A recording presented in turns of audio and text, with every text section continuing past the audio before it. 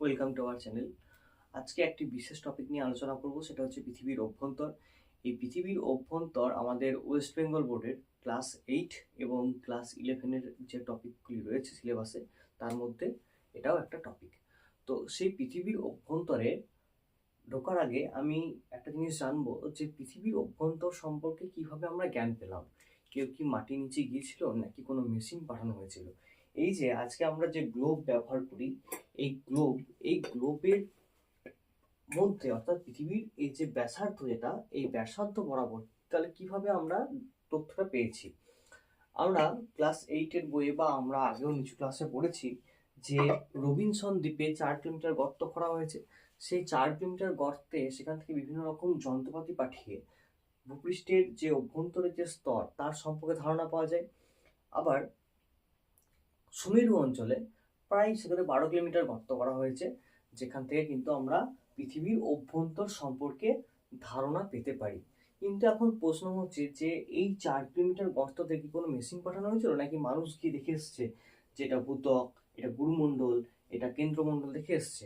12 kilometre মানে খুবই সামান্য জিনিস, মানুষ যাওয়া সম্ভব নয়। কারণ ভূপৃষ্ঠের প্রত্যেক 32 থেকে 33 মিটার গভীরতায়, প্রত্যেক 32 থেকে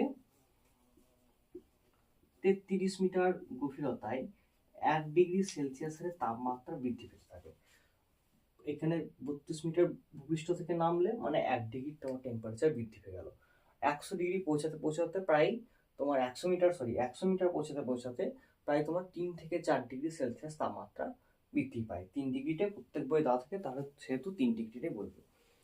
ঠিক আছে, এইবার আমরা ভূপৃষ্ঠের যে ভূভ্যন্তরের যে স্তর, এই স্তরগুলো সম্পর্কে কিভাবে জানতে পারি না, ভূভ্যন্তরের স্তরগুলি সম্পর্কে আমরা জানতে পারি হচ্ছে বিভিন্ন রকম তরঙ্গের মাধ্যমে। আমাদের ভূমিকম্পের প্রধান দুটি তরঙ্গ, একটা হচ্ছে পি তরঙ্গ, একটা হচ্ছে এস তরঙ্গ। এই পি তরঙ্গ এবং এস তরঙ্গ, বারবার বলছি, পি তরঙ্গ এবং এস তরঙ্গ, এই দুটো তরঙ্গের গতিবিধির উপর ভিত্তি করে আমরা ভূভ্যন্তরের বিভিন্ন স্তর সম্পর্কে কিন্তু জানতে পারি। এতটা পর্যন্ত ক্লিয়ার হয়েছে? কিভাবে আমরা জানতে পারি বলে গেলাম। বেশ, এইবার আমি জানবো, এই যে দেখছো আমি একটা 3 কোণা ছবি এঁকেছি। এই 3 কোণা ছবিটাই আমি এখানে, এই ফালিটাই মনে করো আমি এখানে এঁকেছি। ঠিক আছে, তোমাদের বইয়েও এরকম ছবি আছে। ছবিটা আমি একটু আগে থেকে এঁকে রেখেছি, কারণ এখন ভিডিও চলাকালীন ছবি আঁকলে বহুত টাইম লাগবে, তাই আমি একটু আগে থেকে এই ছবিটা এঁকে রেখেছি। বেশ, এখানে টোটাল পৃথিবী রেখেছি, টোটাল পৃথিবীর অর্ধেক আমি দেখিয়েছি। এবার আমাদের সিলেবাস অনুসারে ভূ অভ্যন্তরে 3টে স্তর, একটা হচ্ছে ভূত্বক, একটা হচ্ছে গুরুমণ্ডল এবং একটা হচ্ছে শিলামণ্ডল। ভূত্বক, ভূত্বককে আমরা প্রধানত দুটো ভাগে ভাগ করে থাকি। একটা হচ্ছে সিয়াল স্তর, দেখতে পাচ্ছ SIAL সিয়াল, আর একটা হচ্ছে সীমা স্তর, একটা হচ্ছে সিয়াল স্তর, একটা হচ্ছে সীমা স্তর। এই সিয়াল এটা কিন্তু খুব ইম্পর্টেন্ট জায়গা, ভালো করে মনে রাখবে। এই সিয়াল স্তর এবং সীমা স্তরের যে মানে ইয়েগুলো বলবো, যেগুলো বলবো সেগুলো ভালো করে মনে রাখবে, কারণ পরবর্তীকালে অস্থিতির পৃথিবী বলে যে চ্যাপ্টারটি রয়েছে, সেখানে প্লেট টেকটনিক থিওরিতে কিন্তু এটা খুব কাজে লাগবে। এই সিয়াল এবং সীমা স্তর যে স্তরটি রয়েছে, এই সিয়াল স্তর হচ্ছে আমাদের যে মহাদেশীয় ভূত্বক, অর্থাৎ যার উপর আমরা হাঁটাচলা করি, যার উপরে সমস্ত জীবজগৎ, অর্থাৎ স্থলভাগী জীবজগৎ মেনলি যার উপর নির্ভর করছে, অর্থাৎ ভূপৃষ্ঠের যে মৃত্তিকা, সেটা হচ্ছে এই সিয়াল স্তর। এবং সীমা স্তর কোনটা? সীমা স্তর মানে হচ্ছে সমুদ্রের অভ্যন্তরে, ভূপৃষ্ঠের সমুদ্রে যে আমাদের সমুদ্র রয়েছে, সমুদ্রের নিচেতে যে স্তর রয়েছে সেটা হচ্ছে সীমা স্তর। এইবার প্রশ্ন আছে যে সিয়াল স্তর এবং সীমা স্তর দুটোর মধ্যে ভারী কে? প্লেট টেকটনিক থিওরিতে আমরা পড়বো পরবর্তী চ্যাপ্টারে যে একটা হয় মহাদেশীয় প্লেট, একটা হয় মহাসাগরীয় প্লেট। মহাসাগরীয় প্লেটটা হচ্ছে সব থেকে ভারী। মহাসাগরীয় প্লেট মানে সীমা স্তরটা, এই স্তরটার প্রধান যে উপাদান মানে যে শিলা দ্বারা গঠিত হয়েছে, সেটি হচ্ছে কি শিলা না, সেটি হচ্ছে ব্যাসেল্ট। ব্যাসেল্ট। আর সিয়াল স্তর যেটা, যেটা মহাদেশীয় ভূত্বক, যেটা অপেক্ষিত হালকা, সেটার কত না, সেটা কি দিয়ে তৈরি হয়েছে? সেটা তৈরি হচ্ছে গ্রানাইট। এগুলো কি শিলা? আগ্নেয় শিলা, পাললিক শিলা, রূপান্তরিত শিলা। এগুলো হচ্ছে সব আগ্নেয় শিলার উদাহরণ। ঠিক আছে, যখন আগ্নেয়গিরি চ্যাপ্টার পড়বো তখন এই সম্পর্কে ডিটেলসে জানবো। বেশ, শিয়াল, এবার এখানে দুটো প্রধান প্রধান উপাদান থাকে। শিয়ালকে যদি আমরা কেটে কেটে লিখি, একটা হবে এস আই যুক্ত এ এল। এস আই কি হয় না সিলিকা,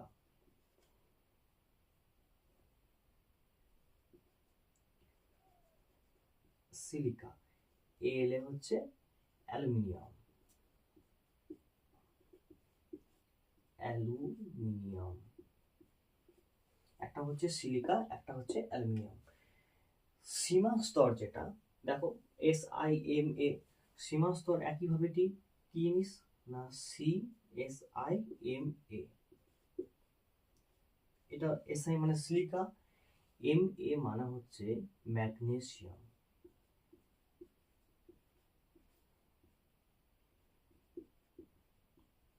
ঠিক আছে, সিলিকা আর ম্যাগনেসিয়াম নিয়ে হচ্ছে সীমা স্তর। তাহলে সীমা স্তর এবং শিয়াল স্তর এই দুটোর পার্থক্য বোঝা গেল। একটা হচ্ছে মহাসাগরীয় ভূত্বক সীমা স্তর, এবং শিয়াল স্তরটা হচ্ছে আমাদের মহাদেশীয় ভূত্বক। এই শিয়াল এবং সীমা স্তরকে, আচ্ছা বিযুক্ত রেখা ঢোকার আগে একটা কথা আমি বলে দিই এখানে। শিয়াল স্তর এবং সীমা স্তর এই দুটোর গভীরতা বিভিন্ন জায়গায় বিভিন্ন রকম। ভূপৃষ্ঠের, মনে করো এটা একটা ভূপৃষ্ঠের, এটা একটা ভূপৃষ্ঠের সারফেস বা ভূপৃষ্ঠের উপরপৃষ্ঠ, যেখানে ঘর বাড়ি গাছপালা সব আছে। তো এইখান থেকে ভূপৃষ্ঠের অভ্যন্তর পর্যন্ত, মানে তোমার মহাদেশীয় শিলাস্তরের শেষ অবধি, এই যে এই জায়গাটার, ভালো করে লক্ষ্য করো, এই জায়গাটার, এই যে এই জায়গাটার গভীরতা থাকে প্রায় হচ্ছে তোমার 50 থেকে 60 কিলোমিটার। ঠিক আছে, 50 থেকে 60 কিলোমিটার এই শিয়াল স্তরের যে বেধ বা চওড়াটা হয়। যখন এটা সমুদ্রের কাছাকাছি চলে আসে বা উপকূলের কাছে চলে আসে, তখন এটা আস্তে আস্তে 60 থেকে 40, 30, 20 এই জায়গায় আস্তে আস্তে 10-5 কিলোমিটার এরকম হয়ে যায়। ঠিক আছে, একইভাবে সীমা স্তরের যখন যত সমুদ্রের ভেতর দিকে যাব, সীমা স্তরের গভীরতা কিন্তু তত বাড়বে, এবং এর হাইয়েস্ট গভীরতা 30 কিলোমিটার এরকম পাওয়া যায়। এগুলো সব উঁচু ক্লাসের বই আছে, তো সেখানে 30 কিলোমিটার পাওয়া যায়। আমরা তাই ভূপৃষ্ঠের যদি ভূত্বকের গড় গভীরতা বলে, তাহলে ভূত্বকের গড় গভীরতা আমরা 30 কিলোমিটারকে ধরি। এই যে আমি 30 লিখেছি, 30 কিলোমিটারকে আমরা ধরি ভূত্বকের গড় গভীরতা। এখন এই শিয়াল স্তর এবং সীমা স্তর এই দুটোকে একটা রেখা, কাল্পনিক রেখা আলাদা করেছে।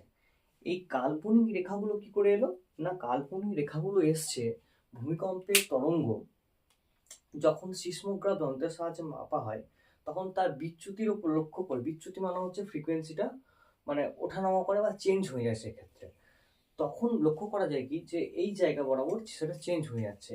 তাই ভূত্বকের শিয়াল স্তর এবং সীমা স্তর এই দুটো স্তরের মাঝখানে একটা বিযুক্তি রেখা রয়েছে।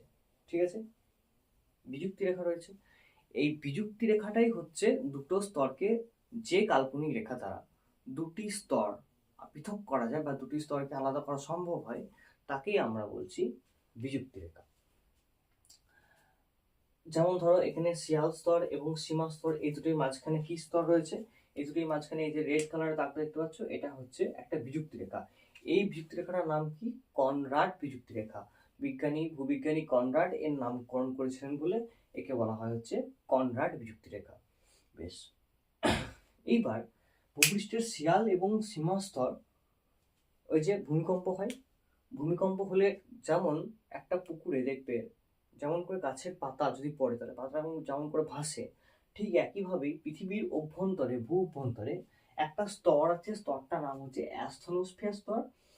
এই স্তরটা কিন্তু প্রকৃতপক্ষে ভূপৃষ্ঠের ম্যাগমা স্তর। এই যে আমরা হচ্ছে ম্যাগমা লাভা পড়ে থাকি না, এই ম্যাগমার উৎস হচ্ছে এই অর্ধতরল জেলির মতন থকথকে এই স্তরটা। এই স্তরটা থেকে কিন্তু ভূপৃষ্ঠের ম্যাগমা উদ্গীরণ হয়ে লাভা সৃষ্টি হয়।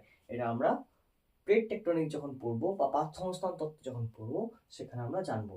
এই অ্যাস্থনোস্ফিয়ার স্তরটার মধ্যে, এই যে এই স্তরটা রয়েছে অ্যাস্থনোস্ফিয়ার, এই অ্যাস্থনোস্ফিয়ার স্তরটার মধ্যে কি হয়েছে না, এই শিয়াল স্তর এবং সীমা মহাদেশীয় ভূত্বক এবং মহাসাগরীয় ভূত্বকের যে প্লেটগুলি সেগুলি কিন্তু এই অ্যাস্থনোস্ফিয়ার স্তরের মধ্যে ভাসছে। ঠিক আছে। আচ্ছা, শিয়াল স্তর এবং সীমা স্তরের উপরে যেখানে সীমা স্তরের নিচে যেখানে অ্যাস্থনোস্ফিয়ার শুরু হচ্ছে সেখানে একটা বিযুক্তি আমরা কল্পনা করি, সেটা হচ্ছে মোহ বিযুক্তি বা মোহর ভিসিক বিযুক্তি রেখা। ঠিক আছে, এই যে মোহ বিযুক্তি লিখেছি আমি, মোহ বিযুক্তি বা মোহর, এটা আগেরটা কনরাড বিযুক্তি আর এটা হচ্ছে মোহ বিযুক্তি বা মোহর ভিসিক বিযুক্তি রেখা। বেশ, এই অ্যাস্থনোস্ফিয়ার স্তরটা ব্রিটিশ বিজ্ঞানী জে ব্যারেল, আমি লিখে দিচ্ছি নামটা,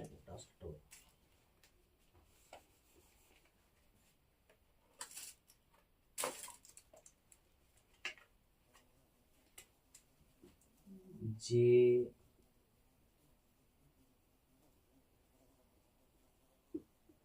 ব্যারেল, এই জে ব্যারেল নামক একজন ব্রিটিশ বিজ্ঞানী এই অ্যাস্থনোস্ফিয়ার স্তরটা আবিষ্কার করেন। ঠিক আছে, অ্যাস্থনোস্ফিয়ার স্তরটা আবিষ্কার করেন। অ্যাস্থেনিয়া একটা গ্রিক শব্দ যার অর্থ দুর্বল, এবং স্ফিয়ার শব্দের অর্থ হচ্ছে মণ্ডল। ঠিক আছে, এই অ্যাস্থনোস্ফিয়ার শব্দের অর্থ হচ্ছে দুর্বল মণ্ডল। এটা একটা ভূপৃষ্ঠের অর্ধতরল, যেমন জেলি যেমন হয় সেই জেলির মতন অর্ধতরল থকথকে একটা স্তর, যার উপরে ভূপৃষ্ঠের শিয়াল এবং সীমা স্তর হচ্ছে ভাসমান অবস্থায় রয়েছে, এবং যার কারণে ভূমিকম্প বা প্লেট টেকটনিক থেকে পরে ভঙ্গির পর উৎপত্তি হয়। এই কারণগুলির জন্য কিন্তু এই অ্যাস্থনোস্ফিয়ার স্তরের মধ্যে ভাসমান বলেই এই প্রক্রিয়াগুলি হয়ে থাকে। আচ্ছা, যে ব্যারেল, ঠিক আছে, এই অ্যাস্থনোস্ফিয়ার স্তরটা আবিষ্কার করেন। আচ্ছা, অ্যাস্থনোস্ফিয়ার স্তরটাকে ঊর্ধ্বগুরুমণ্ডলের স্তর বলা হয়। ঠিক আছে, ঊর্ধ্বগুরুমণ্ডলের, দেখো এখানে এটা হচ্ছে বহিঃগুরুমণ্ডল বা ঊর্ধ্বগুরুমণ্ডল, আর একটা হচ্ছে কি অন্তঃগুরুমণ্ডল। এই যে এই স্তরটা হচ্ছে অন্তঃগুরুমণ্ডল, এই সাইনটা, এটা হচ্ছে অন্তঃগুরুমণ্ডল, এটা হচ্ছে ঊর্ধ্বগুরুমণ্ডল। এখন ঊর্ধ্বগুরুমণ্ডল এবং অন্তঃগুরুমণ্ডল এর ওপরে, দেখো ঊর্ধ্বগুরুমণ্ডলের ওপরে অ্যাস্থনোস্ফিয়ার স্তরটা রয়েছে। এই অ্যাস্থনোস্ফিয়ার স্তরটা হচ্ছে মেইনলি গুরুমণ্ডলের একটা অংশ, যেটা কিন্তু গুরুমণ্ডলের এই স্তরটা হচ্ছে কঠিন, এই স্তরটা হচ্ছে কঠিন স্তর। ঠিক আছে, এটা হচ্ছে কঠিন, কিন্তু এটা হচ্ছে অর্ধতরল। ঠিক একইভাবে তাই আমরা কি করি, যে আমরা ভূপৃষ্ঠের আমাদের যে পৃথিবীর অভ্যন্তরে মেনলি তিনটি বিযুক্তি খুব ইম্পর্টেন্ট, একটা হচ্ছে কনরাড, একটা হচ্ছে মোহ বিযুক্তি রেখা, একটা হচ্ছে গুটেনবার্গ বিযুক্তি রেখা। এই মোহ বিযুক্তি রেখাটা আমরা ধরি কি, যে ভূত্বক এবং গুরুমণ্ডলকে আলাদা করেছে, এই যে ভূত্বকের দুটো স্তর শিয়াল এবং সীমা থেকে গুরুমণ্ডলকে আলাদা করেছে কে, না মোহ বিযুক্তি রেখা। এই মোহ বিযুক্তি রেখার নিচেতেই কিন্তু হচ্ছে আমার অ্যাস্থনোস্ফিয়ার স্তর। এইবার এইখানে একটা জিনিস আছে, কি জিনিস না, শিলামণ্ডল। শিলামণ্ডল বলতে কি বোঝো? শিলামণ্ডল জিনিসটা হচ্ছে ভূত্বক থেকে, মানে একদম এই পোর্শন থেকে, ভূত্বক থেকে একদম অ্যাস্থনোস্ফিয়ারের নিচে পর্যন্ত, অর্থাৎ ঊর্ধ্বগুরুমণ্ডলের উপর পর্যন্ত প্রায় 100 কিলোমিটার, 100 কিমি এরিয়াকে, 100 কিলোমিটার এরিয়াকে বলা হয় হচ্ছে শিলামণ্ডল। ঠিক আছে, বোঝা গেল? আবার বলছি, ভূত্বকের উপর থেকে, অর্থাৎ শিয়াল স্তর থেকে একদম অ্যাস্থনোস্ফিয়ারের নিচে অবধি যে 100 কিলোমিটার স্তর রয়েছে তাকে আমরা বলছি হচ্ছে আমাদের শিলামণ্ডল। বেশ, শিলামণ্ডল, বিযুক্তি রেখা কি, এগুলো বোঝা কমপ্লিট। আশা করি তোমরা বুঝতে পারছো। প্লিজ ফোকাস করো, আবার বলছি প্লিজ ফোকাস করো। মনটা এগিয়ে দাও একটু, তাহলে দেখো পড়াটা এখনই হয়ে যাবে, এবং এটার পরে যদি একবার বইটা দেখে নাও চটচট করে সব মুখস্থ হয়ে যাবে। কিছু মুখস্থ করার সেভাবে কিছু নেই, একবার শুধু বুঝে নিতে হবে, ব্যাস, এটাই হচ্ছে বিষয়। বেশ, একটা হচ্ছে বহিঃগুরুমণ্ডল, একটা হচ্ছে অন্তর্গুরুমণ্ডল। এবার আমরা গুরুমণ্ডল নিয়ে পড়বো। আচ্ছা, একটা জিনিস আমার বাদ গেল, সেটা হচ্ছে আমি এর ঘনত্বটা বলতে একটু মিস করে গেলাম। সেটা হচ্ছে, অনেক কথা বলতে হয় তো, একটা হচ্ছে শিয়াল এবং সীমা স্তর, এই দুটোকে একত্রে আমরা ভূত্বক বলি। এই ভূত্বকের গড় ঘনত্ব, ভূত্বকের গড় ঘনত্ব হচ্ছে 2.8 গ্রাম আর ঘন সেমি। ঠিক আছে, সেন্টিমিটার কিউব। বেশ, এই হচ্ছে আমার ভূত্বকের স্তরের ঘনত্ব। ঠিক আছে, এরপর আসি কি, ভূত্বকের পরে আছে আমরা ম্যান্টেল বা হচ্ছে গুরুমণ্ডল সম্পর্কে। গুরুমণ্ডল জিনিসটা কি? গুরুমণ্ডল হচ্ছে ভূত্বকের অভ্যন্তরের দ্বিতীয় স্তর গুরুমণ্ডল। এই গুরুমণ্ডলের দুটি স্তর, একটা হচ্ছে বহিঃগুরুমণ্ডল, একটা হচ্ছে অন্তর্গুরুমণ্ডল। একটা হচ্ছে বহিঃগুরুমণ্ডল, অন্তর্গুরুমণ্ডল। এই বহিঃগুরুমণ্ডল এবং অন্তর্গুরুমণ্ডলকে আলাদা করেছে একটা স্তর, একটা বিযুক্তি রেখা। যে বিযুক্তি রেখার নাম হচ্ছে রেপিক্তি বিযুক্তি রেখা। রেপিক্তি বিযুক্তি রেখা এটাও একটি মহিলা বিজ্ঞানী ছিল মেনলি। এখানে একটা জিনিস জানার আছে, সব কটা বিযুক্তি রেখার যে সমস্ত পার্সনগুলি রয়েছে তারা সব ছেলে, একমাত্র একাই এ হচ্ছে মেয়ে। রেপিক্তি বিযুক্তি রেখা, এই রেপিক্তি বিযুক্তি রেখা কি করছে, ভূত্বকের আমাদের গুরুমণ্ডলের ঊর্ধ্বগুরুমণ্ডল এবং অন্তঃগুরুমণ্ডল বা নিম্ন গুরুমণ্ডলকে আলাদা করেছে, বা বহিঃগুরুমণ্ডল থেকে অন্তঃগুরুমণ্ডলকে আলাদা করেছে। এই বহিঃগুরুমণ্ডল এবার একটা একটা করে পাঠ করে পড়বো। বহিঃগুরুমণ্ডল শুধু আমি এইটুকুনি এখন পড়বো। বহিঃগুরুমণ্ডলকে আমরা প্রোফেসিমা বলে থাকি। কি বলে থাকি? প্রোফেসিমা। এখন প্রোফেসিমার যে প্রধান উপাদানগুলি থাকে, সেই প্রধান উপাদানগুলি কি কি থাকে? ক্রো, দেখো আগেরটা ভেঙেছিলাম মনে আছে, SiAl, SI যুক্ত Al, শিয়াল অ্যালুমিনিয়াম, সিলিকা অ্যালুমিনিয়াম, ঠিক এরকম করে এটাও ভাঙবো।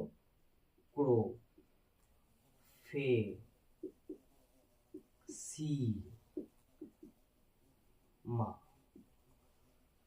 ক্রো তে হচ্ছে ক্রোমিয়াম, Fe, ফি তে হচ্ছে লোহা বা আয়রন, যা খুশি। SI, silica. Ma,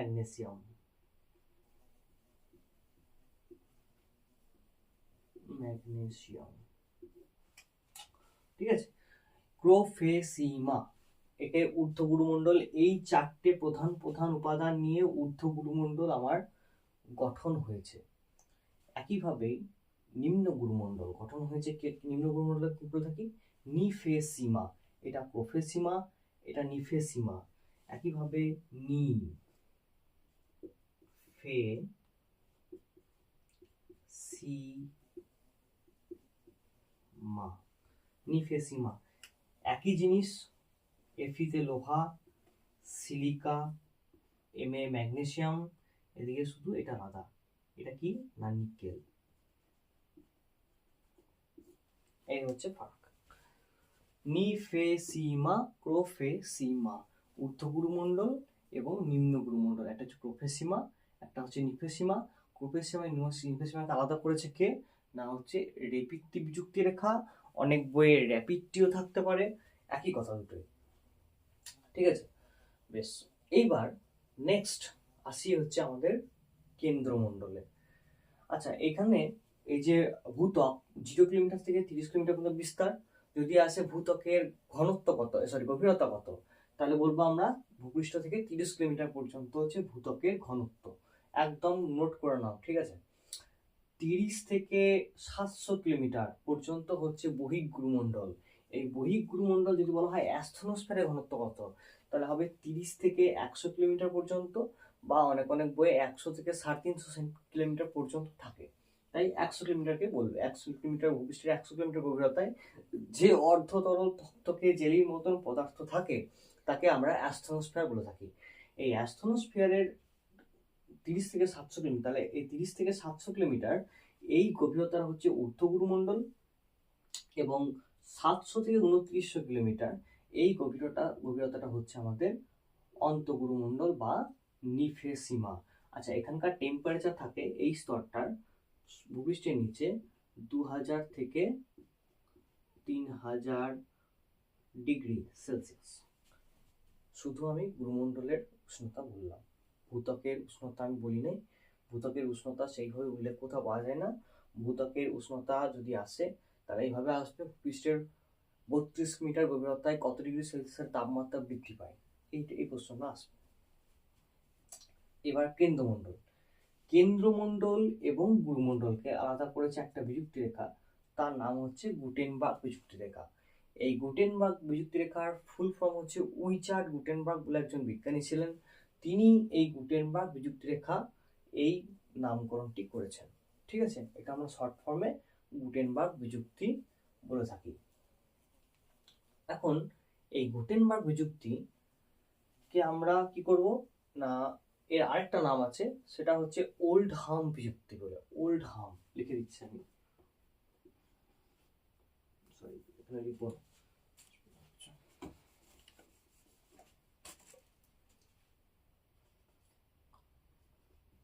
ওল্ডহাম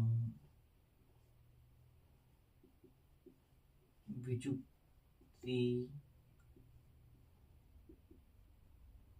রেখা, এটা হচ্ছে গুটেনবার্গ বিযুক্তি রেখার অপর নাম, ওল্ডহাম বিযুক্তি রেখা। ঠিক আছে, আচ্ছা এইখানকার এর দুটো স্তর, একটা হচ্ছে অন্তঃকেন্দ্রমণ্ডল যেটা সবার থেকে নিচে পৃথিবীর অভ্যন্তরে অন্তঃকেন্দ্রমণ্ডল, আর একটা হচ্ছে বহিঃকেন্দ্রমণ্ডল। এই অন্তঃকেন্দ্রমণ্ডল এবং বহিঃকেন্দ্রমণ্ডলকেও আবার আলাদা করেছে। দেখো, যদি বলা হয় বহিঃকেন্দ্রমণ্ডল কত কিলোমিটার থেকে কত কিলোমিটার বিস্তার, তাহলে বলবো 2900 কিলোমিটার থেকে 5150 কিলোমিটার পর্যন্ত আমাদের হচ্ছে বহিঃকেন্দ্রমণ্ডল বিস্তার, এবং অন্তঃকেন্দ্রমণ্ডলের বিস্তার হচ্ছে 5150 থেকে 6370 কিলোমিটার, অনেক অনেক বইয়ে 6371 কিলোমিটারও থাকে। ঠিক আছে, সেই বিষয় নিয়ে চাপ নেই। বেশ, এখানে এই অন্তঃকেন্দ্রমণ্ডল এবং বহিঃকেন্দ্রমণ্ডলকে আলাদা করেছে একটা বিযুক্তি রেখা। এই যে বিযুক্তি রেখা রয়েছে এর নাম হচ্ছে লেম্যান বিযুক্তি রেখাও হয় বা লেহম্যান বিযুক্তি রেখাও হয়, দুটোই হয়, লেহম্যান বিযুক্তিও হয়, লেম্যান বিযুক্তি, এই কথাটাও সঠিক কথা। বেশ, এইখানে এর যে গভীরতা থাকে, এখানে একটা কথা, মজার কথা আছে যে এতক্ষণ পড়েছে এই স্তরটা কঠিন স্তর, এটাও কঠিন স্তর, এই স্তরটা হচ্ছে আমার তরল পদার্থ, মানে এটা হচ্ছে তরল স্তর, একদম তরল, এটা আবার কঠিন, এটা হচ্ছে কঠিন, এটা হচ্ছে কঠিন স্তর। তাহলে কঠিন, তরল, কঠিন, কঠিন, অর্ধতরল, কঠিন, কঠিন। ঠিক আছে, বেশ, এটা হচ্ছে অর্ধতরল অ্যাস্তনোস্ফিয়ার, এটা হচ্ছে তরল, একদম লিকুইড টাইপের, এর থেকে অনেকটাই তরল এটা। বেশ, এটা একটা বলতে পারো পৃথিবীর খুব খুব অভ্যন্তরে, এর জন্যই পৃথিবীর চৌম্বকত্ব সৃষ্টি হয়, এটা অনেক হায়ার লেভেলের বিষয়, এটা আমি অতটা ঢুকছি না। বেশ, এবার কি হয় এখানে, পৃথিবীর যে যে কেন্দ্রমণ্ডল রয়েছে, এই কেন্দ্রমণ্ডলের যদি বলা হয় আমার উষ্ণতা কত থাকে, উষ্ণতা থাকে এই জায়গাটা বরাবর, এই একদম টোটাল কেন্দ্রমণ্ডলের বলছি আমি। ঠিক আছে, প্রায় তোমার 5000 থেকে 5500, 5500 ডিগ্রি সেলসিয়াস। ঠিক আছে, 5000 থেকে 5500 ডিগ্রি সেলসিয়াস। এবং এখানকার যে গভীরতা, মানে সরি ঘনত্ব, সেই ঘনত্ব থাকে তোমার হচ্ছে 13.1 গ্রাম পার সেন্টিমিটার কিউব, ঘনসেমি। ঠিক আছে, এটা হচ্ছে এখানকার আমার ঘনত্ব। এই আমি যে ঘনত্বটা বললাম, এটা কিন্তু সব বই থাকে না, এটা হচ্ছে আমাদের শুধুমাত্র অন্তঃকেন্দ্রমণ্ডল, মানে যেটা একদম গভীর, এই স্তরটাকে বলা হয় যে নিফে স্তর। ঠিক আছে, এটা শুধুমাত্র এই কঠিন স্তরটা, এই যে অন্তঃকেন্দ্রমণ্ডল, এই কঠিন স্তরটাকে বলা হয় হচ্ছে নিফে স্তর। নিফে, এটা কি কি দিয়ে তৈরি বুঝতেই পারছো, বানানে Ni+Fe, তাহলে Ni কি জানি আমরা, নিকেল, আর এফিতে কি জানি, এফিতে হচ্ছে আয়রন বা লোহা, আয়রন, নিকেল, একটা হচ্ছে নিকেল আর একটা হচ্ছে আয়রন। ঠিক আছে, এটা হচ্ছে নিফে। নিফে আলাদা, নিফে সীমা আলাদা, মাইন্ড ইট, নিফে সীমা আলাদা, নিফে আলাদা। 5150 থেকে 6370 কিলোমিটার, এই আমি একদম এখানে চলে এলাম, 6370 কিলোমিটার। এই স্তরটা বুঝতেই পারছো, এটা হচ্ছে কেন্দ্রমণ্ডল, কেন্দ্রমণ্ডল। আচ্ছা, এটা হচ্ছে মেন্টাল বা গুরুমণ্ডল, আর এটা হচ্ছে ভূত্বক বা আর্থ কাস্টও বলতে পারি,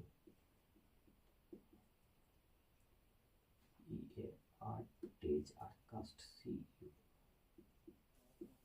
কাস্ট কেন্দ্রমণ্ডল, বা এটাকে কোর বলা হয় ইংরেজিতে, কোর। একটা হচ্ছে ইনার কোর, একটা হচ্ছে আউটার কোর। আচ্ছা, এইখানকার আমি এর ঘনত্বটা একটু বলে দিই। সেটা হচ্ছে আমাদের গুরুমণ্ডল বা ম্যান্টেলের ঘনত্ব কত, এটা হচ্ছে যদি বলে গড় ঘনত্ব কত, তাহলে এটা বলবে হচ্ছে 4.8 গ্রাম পার ঘন সেমি। এটা হচ্ছে এখানকার, আর এটা হচ্ছে 2.8 গ্রাম পার ঘন সেমি। আর এটা তো বললাম 13.1, এটা শুধু নিচেটা। যদি বলা হয় গড় ঘনত্ব কত, তারা বলবে 11.7, এখানে লিখবো না, এটা 11.7 গ্রাম পার ঘন সেমি। এটা হচ্ছে কেন্দ্রমণ্ডলের গড় ঘনত্ব। বেশ, এখানে বুঝতেই পারছো এটা হচ্ছে কেন্দ্রমণ্ডল, এই স্তরটা। এটা হচ্ছে আমাদের গুরুমণ্ডল, এটা হচ্ছে ভূত্বক। তিনটে স্তর আমি এঁকেছি হাফ হাফ করে, যাতে পৃথিবীর অভ্যন্তর সম্পর্কে পরিষ্কার বোঝা যায় যে কিভাবে এই ছবিটা এলো, এই ছবিটার কিভাবে আমরা পৃথিবীর অভ্যন্তর সম্পর্কে জানলাম। তাহলে কি কি জানলাম আমরা, পৃথিবীর অভ্যন্তর কি জিনিস, কিভাবে আমরা পৃথিবীর অভ্যন্তর সম্পর্কে তথ্য সংগ্রহ করতে পারি, কি কিভাবে পৃথিবীর অভ্যন্তরের স্তরগুলি কি কি, এবং স্তরগুলির মধ্যে কি কি বিযুক্তি রেখা রয়েছে, কোন বিযুক্তি রেখার কি নাম এবং কেন হয়েছে, হ্যাঁ, এবং প্রত্যেকটা স্তরের ঘনত্ব, উষ্ণতা এবং তার ভাগ এবং তার উপাদান, এতগুলি জিনিস সম্পর্কে আমরা জানলাম। আশা করি ভিডিওটা তোমাদের ভালো লেগেছে। অবশ্যই লাইক, সাবস্ক্রাইব এবং শেয়ার করে দিও। ধন্যবাদ। আজকের মতন এইটুকুই থাক। আপাতত এখন এটা পড়ে তোমরা ক্লাস 8 এবং ক্লাস 11 যারা রয়েছে তারা রিভিশন করো এটাতে। নেক্সট ভিডিও আসছে। Thank you.